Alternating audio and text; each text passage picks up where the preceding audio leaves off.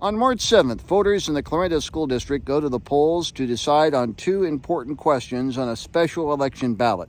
The first is a $14 million bond issue that would take care of a long list of projects at both the pre-K 6 and middle school, high school facilities. The second is a voted physical plant and equipment levy designed to generate approximately $4 million for other projects in the district. Today, KMA News begins a two-part video series taking a closer look at the upcoming referendum and highlighting some of the district's facilities needs. Today in part one, we're going to take a look at some of the needs here at Clarinda Middle School, High School, a 712 complex where space is indeed the final frontier. Clarinda School Superintendent Jeff Privia says bond issue proceeds would address needs at Clarinda's 712 complex, including a new classroom addition, new science rooms, and FCS rooms. So what we'd be looking to do is add 6 classrooms onto the front of the building and come out to this area right here.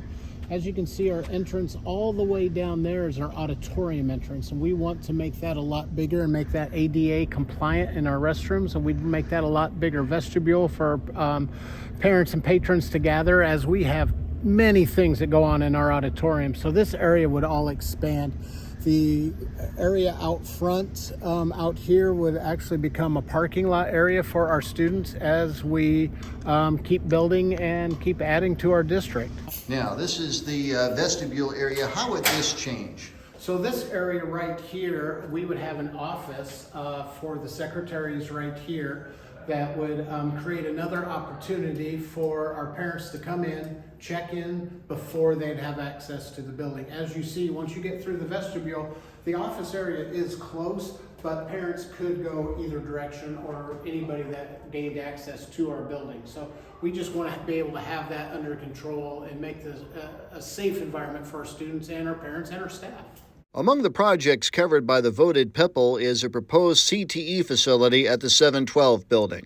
Our CTE building has not been refurbished in at least 20 years that we have found. With welding, electricity, building trades, woodwork, those kind of programs, we're seeing an uptick in kids wanting to take those. But we're also seeing a lack of educators that are able to teach those classes. So it's kind of, we want to build a program so when we can get a teacher, we have the ability to have kids in those rooms and we're able to move forward.